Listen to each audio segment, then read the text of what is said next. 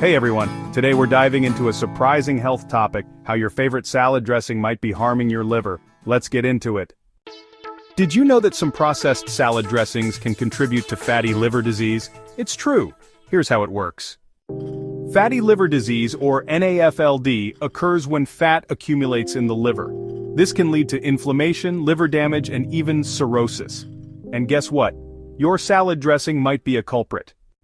Many processed salad dressings contain high levels of refined sugars, artificial additives, and unhealthy fats.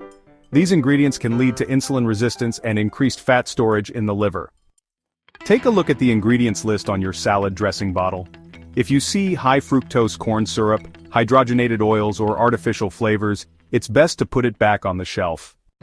Instead, opt for healthier alternatives like olive oil and vinegar. These natural ingredients are much better for your liver and overall health.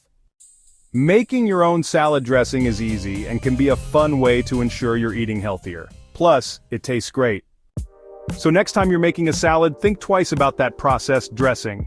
Your liver will thank you. Don't forget to like, comment, and subscribe for more health tips. See you next time.